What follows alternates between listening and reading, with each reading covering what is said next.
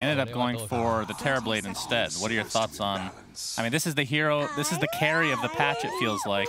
Yeah, for some reason, it feels like it always gets through as well. Looking at what they got, their heroes are not really good, especially the supports, killing the illusion, so they will have this issue of shoving out the waves. I guess that's the main reason. Carry-to-carry matchup is also great. I'd prefer maybe a Lifestealer, because they didn't have any kind of a burst damage, and he has freeway coming out of the Mars Arena, and just Spectre against Lifestealer. Lifestealer comes online a bit quicker and makes Spectre's life miserable. Yep, sounds good to me. I do love me some Lifestealer. As we have VP versus Alliance, game one of this best of 3. So who do you have, Mr. Lacoste? Who do I have? Yeah. I'd call this 65 for Virtus.pro, 35 Alliance. Wow, that's pretty steep. Okay. It is good. I feel like both Dark Willow and Hoodwink are relatively squishy. You have Mars who goes in, Spectre with the confusion. Good thing is they have no real save inside the arena, so this is a big team fight. Leshrac coming in, Mars Arena, Spectre with the Haunt, so whoever, especially the supports, whoever gets caught inside, they should be focusing on the supports and deal with the rest of the team later, because Spectre, as Panel mentioned, does a pure damage, one of the reasons why she does really well against the Timbersaw. Yep, as long as he's alone, of course. But yeah, Desolate, pretty nice overall. And VP known as, I guess, I was going to say the online kings, because they haven't performed so well on land. But then again, Alliance is kind of in the same category these days, which is actually more surprising than anything. Because from VP's perspective, it's just a bunch of young players. They don't have that much experience on land. Obviously, with COVID and all, have been pretty limited in that regard. So what was your choice for the tournament overall? The whole tournament, I picked VP because I believe in their strength. They feel much more comfortable playing online. Online gamers, they need some more experience, as I think everyone said already multiple times. But yeah, strong team, has a ton of potential, a bunch of young players that just know how to click the buttons. Yep, clicking the buttons is important in a game like Dota 2. Are there any games that you don't click buttons and that being important? Maybe chess. Online chess, though, another story. You also need to click the buttons, yeah. That's definitely true. All right, so very early on, you can see that Mars is actually the top CS right now. So S4 having a pretty good time down here for now. Nightfall basically trading, as he now is in his meta form, so should be getting the advantage there for now. I love this 1 point in reflection that DBs start to put a lot of harassment, zone them out, especially if there's Orb of Venom on any of the heroes, you reflect it back, so you need to be very careful about this. GPK, something that has been a very popular build throughout the major, double null talismans on Invoker and then turn it into most likely Urn, Spirit Vessel, go back to Hand of Midas if needed. Depends like how the game develops. If he gets any of the kills early on, like that Urn is very valuable. And they have a ton of AoE damage. This is something that Dark Willow does not like to play into. Same goes for Hoodwink. Both heroes relatively squishy. Disruptor provides you with the vision, Thunderstrike, so you can always have that glimpse back. Yeah, for sure. As Hanskin and Kingslayer having a 1v1 battle for the ages here. Shadow Realm is popped. Okay. Kingslayer will live. It's only level 1 right now. I mean, on the other side, as you see EMP, and this is the reason that GPK is playing the Quaswex Invoker against the Leshrac. Obviously, draining that mana is going to be pretty valuable throughout the game. But, I mean, Alliance's side, let's talk about them for a bit. We have the old tried and true Terrorize into Mars Arena, which I feel like sounds amazing on paper, but is it just me that teams in general rarely actually pull it off in games? I don't get to see it as often. That's the same feeling that I get, It's strong on paper, but in theory, most of the time, it's just like either one hero. We'll see. Once Mars gets a Blink Dagger, it's going to be much easier to execute. Spectre will provide you with the vision, so you could potentially just get a bigger arena. Yep, for sure. Nightfall now top of the CS, but it's basically the same for Spectre, Mr. Nico Baby himself, working on the Echo Saber, which, would you agree with Echo Saber this game over the Blade Mail, which we've kind of seen, I mean, for the most part, people are getting Echo Saber every single game, but sometimes we've discussed that it's just not the right choice. And there is a decent amount of AoE on VP's side. Yeah, you're playing into Invoker, into Timbersaw, but like even the Static Storm mid lane, Limp. Yeah, he's taking a lot of damage. Cold Snap is there, and Chant to follow for save, and Impetus and the right clicks. It's first blood going the way of Virtus.pro, the online kings. until they prove it on land, Lacoste. We have online gamers and we have on-land gamers. That's true. And it's funny because back in the day, when you called somebody an onliner... that was an insult, yeah, right? Well, it literally meant that they were cheating. That was like an FPS term. Onliners like, oh, you're wall hacking, and then you get to land and you don't have it anymore, so you suck. I wasn't Obviously, aware of that. Not really the case in Dota. You can't really wall hack, as far as I know, at least. You know. Yeah. But the good rotation from Save there, being able to cut from the back lines, uses a tornado, extra slow from the enchant, and also we have this Quasvex Invoker, so a lot of control coming out early on. Lashrak this time around, putting 2 points in the Lightning Storm. About the bottom lane, Kingslayer. And we're gonna see the Bramble into the Spear. Does connect, but S4's taking the one taking a heavy damage from Nightfall's meta. Something that off-lane Mars were doing quite a lot during the Major is buying this Ring of Health as a casual item. Just keep it. You don't necessarily need to upgrade it if you don't feel like it. If you don't think you need a hood, maybe save it later on for potentially Lotus Orb. As we see some rotation here from Save right now. He's going to run right into FNG. We can talk about Hoodwink in just a moment here because every single person I cast with has very different opinions on this hero, as the Impetus did a lot of damage. Yeah, half on Hoodwink. half HP taken there it's by one 2. Impetus. It's level 2. It's fine. I don't think Hoodwink will be able to get too much done in this game, especially in the laning stage. You don't actually do any kind of damage to the Timbersaw. As we see Thunderstrike. Nice blocks from Nightfall into S4. Tries to get a rebuke off. Looks like it'll save him.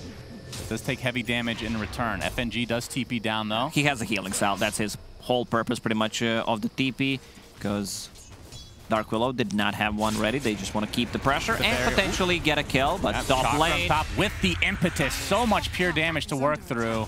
And this is also another kill for VP. A catapult wave, so they will deal a lot of tower damage. I love the pairing Enchantress with the Timber, so if it's a good lane for Timber, if they can't kill him, and they can, Spectre plus Hoodwink, they actually deal no damage whatsoever early on. Enchantress can be in the jungle, the reason why we see Save going to the mid lane. Rotation from Invoker. And we see more rotation here. It's S4 is just getting demolished inside that kinetic field. Good rotation from VP, ends up netting them the offlaner. And might be able to get more. And Skin getting chased by GPK, but he doesn't have any skills online right now, so we'll just maneuver himself back to that mid lane, which, I mean, this is really early on, but a 2K net worth lead for VP already. Yeah, you can't play around the Timbersaw, 4 points in reactive armor. You just don't have enough damage to kill him. To go back to the Hoodwink, I feel this hero gained some popularity for a reason, feels relatively strong. Right, but before you go on, were you a hater first? No, like when I first started playing Hero, I didn't think it's good. And then when I played like 20, 30 games, I felt the hero has potential. Yeah, we're going to see the spear into the tree. Nightfall. He actually does pick up Sunder, and that might turn this around. Nico Baby already popped his haunt, so he's down here. And DM, oh, the nice Hoodwink stun coming out. The bushwhack, very successful. Is Nico Baby getting chased even more?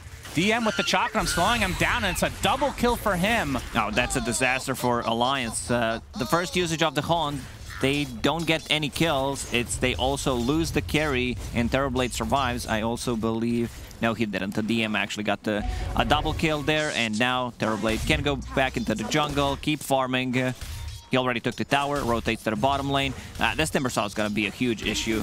Yeah. Heat itemization going into Hood, so no real damage coming out from the Lashrak or Mars. Meanwhile, on the mid lane, starting to put some pressure on the mid tower. Earn already done on Invoker.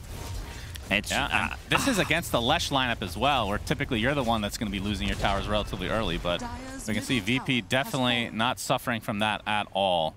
And when Invoker made a rotation, they have a glyph available with the catapult wave. So Lashrak used the edict, they instant the glyph, and they rotate one of the heroes. So VP having a great understanding what needs to be done in this game and where the real threat comes from. Yeah, off to an amazing start here. This is very close to getting out of control in VP's favor. As Nico Baby, there's a stack here. Save takes one of the creeps with him, and with DM, they should be able to just clean this up easily. They even use Tornado. They have 2 Tornadoes. They actually have Tornadoes. With 2 Tornadoes? Yeah. You can make a sequel of a movie called that. That's or Tornadoes. Uno, dos. Oh, yeah, it's the Spanish version. Yeah, I like that. Very nice. You'd be good at coming up with titles for TV shows and movies, I think. You ever see Sharknado? I did a classic, one of my favorite ones. Has probably 2.4 out of 10 on IMDb. Yeah. It has like 7 or 8 movies. I'm not surprised. Somehow people like these type of movies. But so Alliance's stacks in the regular jungle get taken out, but this will give them a little bit of golden XP. Of course, they are sharing it with 4 people, so this just shows the desperation on Alliance's side. And I mean, from their perspective, what do you need to do? Leshrac needs to find an opening to get some towers, I would assume, to open this map up a bit. Yeah, I want to see next rotation to the bottom tower, be able to kill it. Right now, they have no vision whatsoever there, and one ward is scouting things out, so any kind of TP rotation that is not a smoke rotation will be scouted out. The Glimpse level 2 should be enough. Into the kinetic field. GPK, he comes in on top of a Bramble, gets done with the Cursed Crown, but it's not going to matter. So much damage from the EMP, and another death for Nico, baby. This is not what you want to see if you're an Alliance fan. Definitely not. And also both supports for Alliance, level 4 and level 5. You need ultis. You need ultis finally. We see Dark Willow hitting level 6 after using the Tome, I believe. Because she was level 4. And now at least you have some damage coming up from the Bedlam. You have a way of protecting the teammates or execute Arena of Blood combo. Is that what they call it? There's no blood, though. It's just Arena, and it's a nightmare, essentially. It is. Arena of Blood is the official name of the spell. No, I meant we need to call that combo something. Oh, yeah. The Arena of Terrorize, or something like that. Okay, Shadow Realm inside the Kinetic Field Static Storm combo. He's ticking down really low with the Spirit Vessel applied as well, and just to make sure he dies, the Glimpse. So 7-0 VP. I love this new build on Invoker. Double Null, as we mentioned, going into Spirit Vessel to have that extra damage. No one is tanky enough to survive through the Spirit Vessel charges, and going back to Hand of Midas, so you scale, possibly gets either Boots of Travel or straight into Aghanim Scepter. You don't have that many stuns. They actually don't have any stuns, but yeah, still, Cataclysm is always going to be a big threat. You need to move around the map. Maybe Kinetic Field could potentially hold them in place for it. Yeah, it's kind of cool because I feel like this is a newer thing that we've been seeing, especially at the Animajor, where... Oh, yeah. I've been seeing a lot of different builds in the Season 2. Like Hand of Midas Rush into Witchblade, into Boots of Travel. Not a fan. Yeah, sounds horrible. If it works, though. You know, it's all about the results. It never works. That's the problem. Well, okay, then that's garbage. But this allows him to have a presence early on. Obviously, the Spirit Vessel is going to have value overall, but allows you to actually gank people, and then in the same time, you get the Midas. It's not just about the money. I mean, attack speed on him with the Alacrity is really good, but obviously, the levels is the biggest It's about thing. the XP, exactly. Getting those points in Exarch, because you start with the Class X, and you want to have that Cataclysm as soon as possible. DM going into full pipe. Once he gets that pipe online, there's literally no damage. Alliance nullify the ulti from the Hoodwink, from Dark Willow, like Leshrac as well. Leshrac also struggling a bit. I want to see what the next item for the Lesh is going to be. I'm not a big fan of Boots of Travel into Yules anymore. I believe you need to be able to tank up, get Kaya Sanj as the next item, possibly even like a BKB. Would prefer if it's a Kaya Sanj. Just We've been seeing a lot of Eternal Shroud on Lesh. What are your thoughts on that for the hero? I think you need to skip Yule Scepter. Eternal Shroud into Kaya Sanj seems fine. Okay. Well, does have but against the Spirit Vessel, Eternal Shroud, like you don't get as much HP back as you would want to. Yeah, the Yules does set up a lot of stuff for them, though. They don't really have a ton of like instant lockdown without like a Blink Dagger on Mars, which looks like S4 is still working on right now. Does have, yeah, his farm is just really, really not good at the moment. But if they can find a gank here, a successful one at least with this smoke, this could help turn things around. This could be potentially a first kill for Alliance. Like, you need to get that one on the board. Very important for the team morale. Sentry comes out. They're going to get this Edict on the tower for now, but here comes the turnaround from VP. Static Storm into the Kinetic Field. The Yules is going to keep him alive a little bit longer, but not long enough. Nightfall in that... Oh, he actually is going to live for now on the Leshrac as S4 drops inside his Mars Arena, but no. But the GPK, he snipes him, and they instantly tip him. That stun strike gets him. That was a ballsy play from Alliance. Going inside the trees, and where could he possibly be? You see Edict on your tower. That's pretty much the only spot where Leshrac stands, so they immediately open up with the Static Storm and follow it up by a Kinetic Field. FNG's dead. Alacrity applied, and yeah, I guess Save will take it for himself. The support tax, as it were. Now we're gonna see that one again. You see damage being done, set up with the Tornado into Static Storm, the damage coming up from the Timber Saw, like they just don't have enough. He also gets glimpsed back into the Static Storm just for a brief moment. They just don't have enough damage. Like this lineup deals no damage whatsoever. Also going back to the Hoodwink, 3-2-0 build. When you play position 4, position 5, you don't put more than 1 point in the Acorn shot. Yeah, maybe the reasoning here is because I mentioned they don't have anyone who pushes the waves that quickly, like both supports. If you want to push out the wave, you need to use the Bedlam plus possibly a Bramble Maze on top of it. Yeah, but it is strange. Yeah, not even a point in Scurry. The Bushwhack, that's typically what we've seen completely maxed out first, and like you said, the value level of Scurry, just to be able to walk through the trees is kind of a huge aspect of the hero itself. But yeah, choosing to max out Acorn Shot, which again, like if you were playing a core, not that we see this too often, but a core Hoodwink, then sounds good. Yeah, that's what you would want to get with like a Maelstrom or something. Not a big fan. Same goes for Dark Willow. She's maxing out Shadow Realm instead of the Bramble Maze. They have a ton of damage, Static Storm, anything from Invoker, Timber Saw. So the value that you get from Shadow Realm in this game is not too valuable. All right, reducing the cooldown, yeah. Who for Alliance gets the first kill? Yeah, and I know your question. You know me too well. I'll say Nico Baby. Nico Baby, okay. Yeah. Well, GPK, with the help of DM, trying to find a kill here. Bushwhack is going to connect on FNG inside the trees. Well, okay, Timber Chain right by him. No vision on him right now, though. This is without Scurry, by the way. Apparently you don't need it if you know all the spots where to hide. I guess so. And somehow Alliance actually avoids death there, but they don't avoid this deficit that they're at right now. 7,000 net worth at 16 minutes. Might has finally picked up now, like we talked about before on the Invoker. So I feel like things are just going to snowball out of control now in VP's favor. I mean, once this Blink Dagger comes online for S4, that is kind of the go time. He is a couple hundred away as they do get the Tier 1 tower finally. But this will provide them some initiation, and I mean, it's not the true Wombo combo, but if they get the Terrorize, that could have pretty big implications on the fight. It could, yeah. They need to be able to initiate. Blink Dagger is done, no TP for him. So let's see if they defend this Tier 2 tower. DM already cutting down all the trees, so they know that Hoodwink is not there. Finally, Hoodwink has a point in Scurry. Okay, okay. But the Tier 2 tower will still fall. And maybe don't take Scurry against Timber Saw. He just cuts down all your trees anyway, right? Maybe that's the thought process.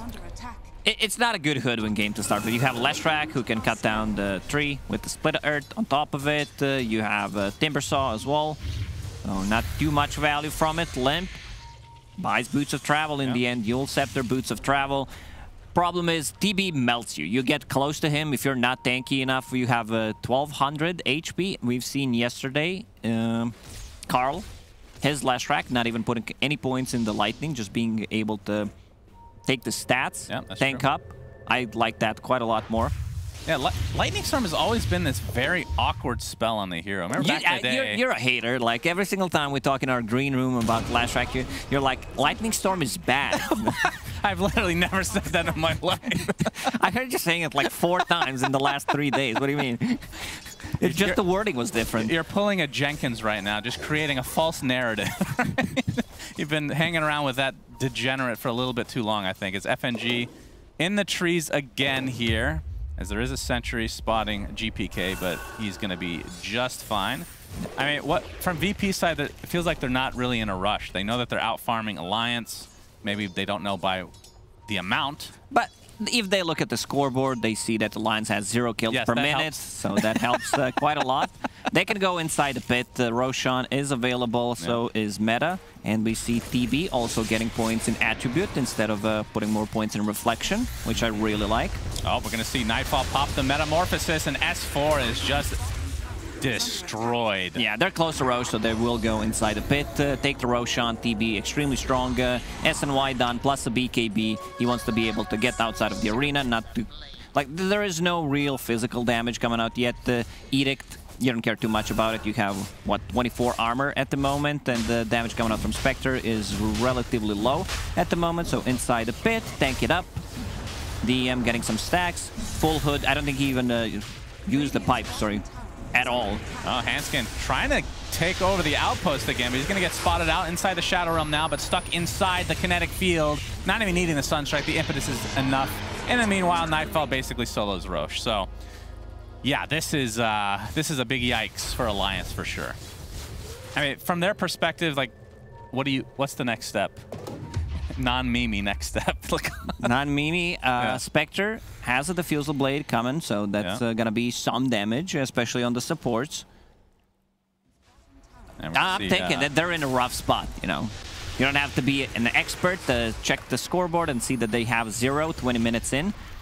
Is this deceiving, though, the scoreline? Not in this game. I've seen the games where a team has no kills whatsoever, but in terms of what they're doing and how their lineup can scale, I wouldn't be too worried. Do you think it was a draft issue? Yeah, like panel discussed about the Dark Willow and the Hoodwink pretty much doing the same thing. Last track, he gets shut down. Good early rotations from the Virtus.pro. They know where the damage is going to come from. Then back to the bottom lane. Mars gets killed. Spectre needs time. First rotation also from Spectre, not very effective. She dies instead of getting a kill.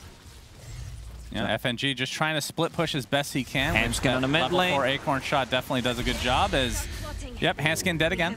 I mean, at this point, it just feels like Alliance is just hanging around the trees, just trying to be annoying, trying to delay the game for Spectre to come online, which, I mean, I'm not sure at what stage the Spectre will be feared from VP's perspective, but still quite a ways away. I mean, the top 3 net worths in the game are all on VP right now. Their late game is not even stronger than Virtus.pro. You have a Terrorblade, you have Invoker, who's going BKB next. Oh, they find him. Limp, Static Storm, Kinetic Field, gets the Yules off, but you have to think it's only an inevitable death here for Limp. And Deafening Blast, and still 0 kills for Alliance. 14-0, and now a Tier 2 tower will likely fall as Nico Baby finds himself in the arms of DM. On the other side, Nightfall trying to maneuver himself around this Bramble. Looks like Nico will get out, but the Tier 2 tower likely is going to fall here.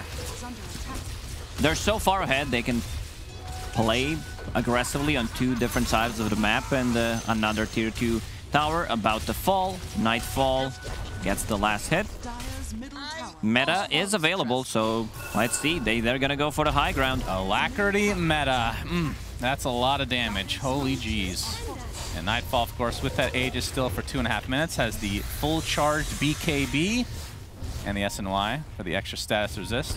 Okay, here we go. S4.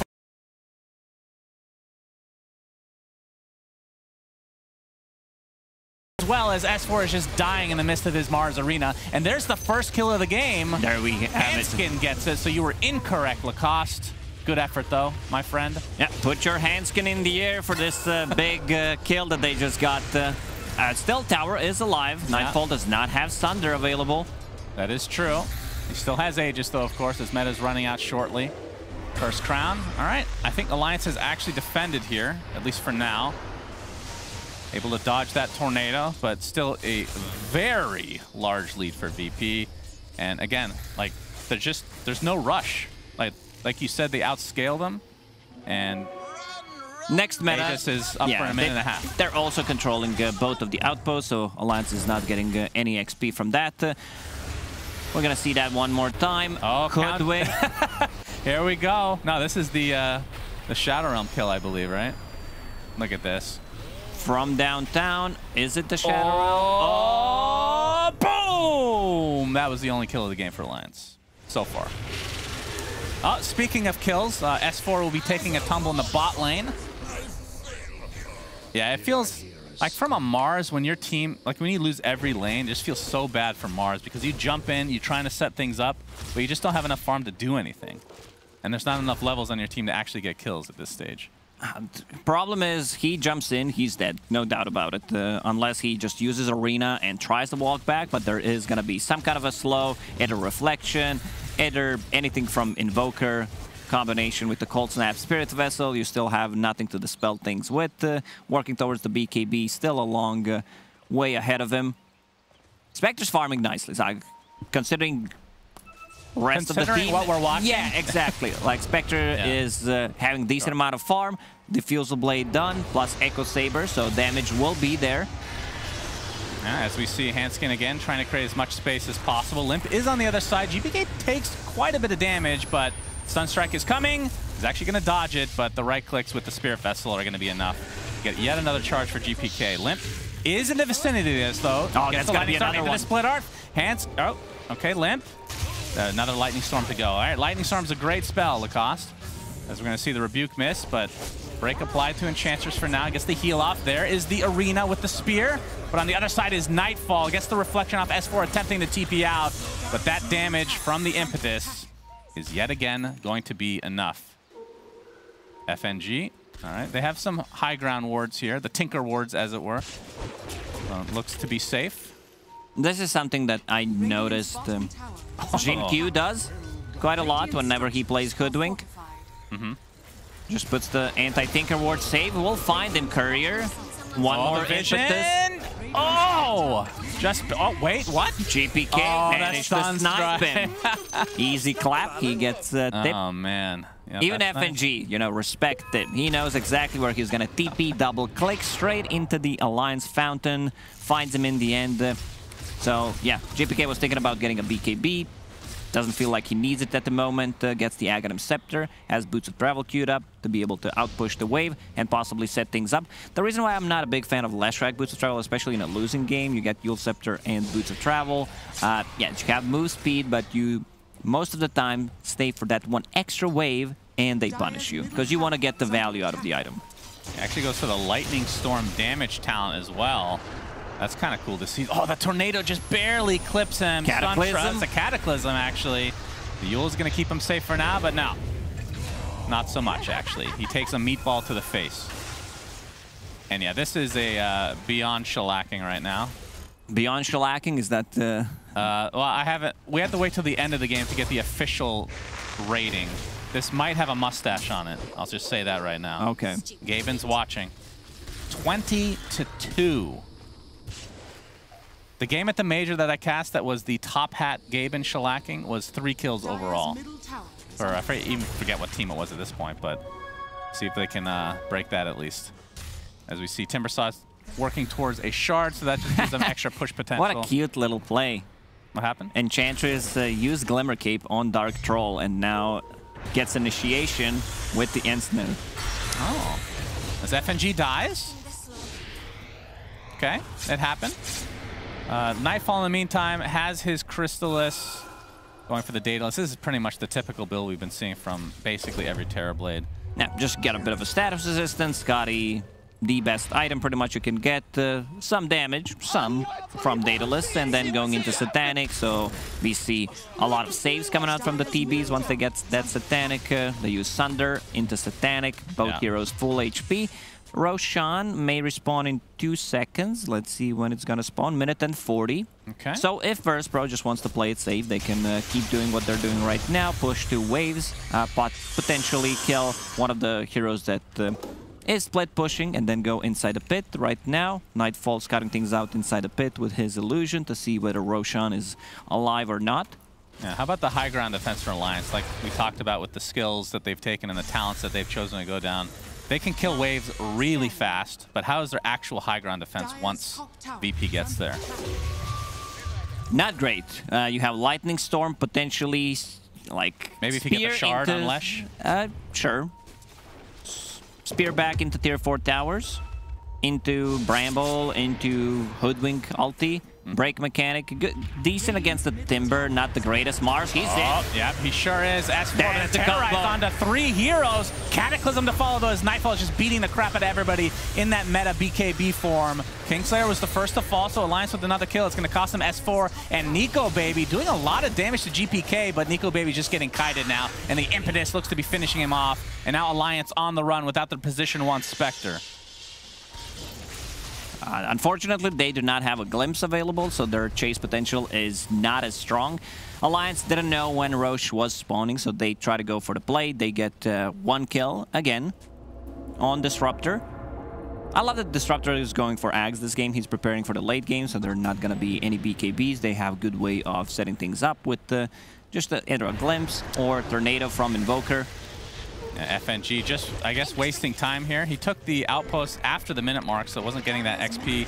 But, GPK. Lamp, making use of that boost to travel. Split Earth is there with the Pulse Nova to follow. DM in the vicinity, though. They're going to be able to take out FNG very quickly. Now Limp, extremely fast and on the run. Now GPK is going to find him. BKB available in 13 seconds. Yep, still chasing right now. Looks like GPK still taking some damage, but now Limp finally caught out. And with DM, he has the flamethrower on top of all this damage. And they find yet another kill. Now, is this more of a like delay tactic? I mean, they're already in the high ground. Yeah, so. they have TB with no meta for 60 seconds, but there is enough damage to take down the barracks, especially when Invoker comes and use Alacrity on TB. Finally, Dark Willow has the shard, so there's going to be a lot of Bramble Mazes around. That's right. S4 jumps in and pretty much dies right away. And there you see the Terrorize combo. It looks good on paper. In reality, maybe not so much. But when you're down this much, of course, things are going to look a little bit more lopsided. That's what I mentioned. He jumps in and he's dead. Oh! Snipes him one more time. Yeah, this 27-3. Will Alliance get another kill? God. Let me see. Invoker half HP will pick up the regeneration, come back to the fight, push the top wave. I would say no. GG's call. Well, great call. Thank you. Thank you so. Okay, this was a top hat Gaben shellacking. Gaben in a top hat shellacking. Yeah, it was a great performance from Virtus.pro. From the start, the rotation to the mid lane, enabling your Invoker. He had an extremely good game, just being able to move around the map with the double null talisman, with that Spirit Vessel, going back to the Hand of Midas. Just some top-tier stuff from Virtus.pro, as expected. Like, they seem much, much stronger when they're playing online, and this shows. Yeah, maybe they need to, when they go to lands, they need to bring, you know, their comforter with them, their pillows, just to make themselves feel more at home. Yeah. Because if they play like this, they would have been like a top 3 contender for the major, I feel like. Yeah, it's just I think they need more experience, that is all. Like, they also didn't do too well at the Singapore major, but for TI, I think the boys will be ready. Okay, that's a bold prediction there, Mr. Lacoste. But let's see what the panel has to say about Gaben in a top hat. I've seen the mustache, I've seen the shellackings, but a top hat here at ESL One Summer 2021, it's happening. Unfortunate for Alliance, we're gonna have to go to a break before we figure out what went wrong for them after this.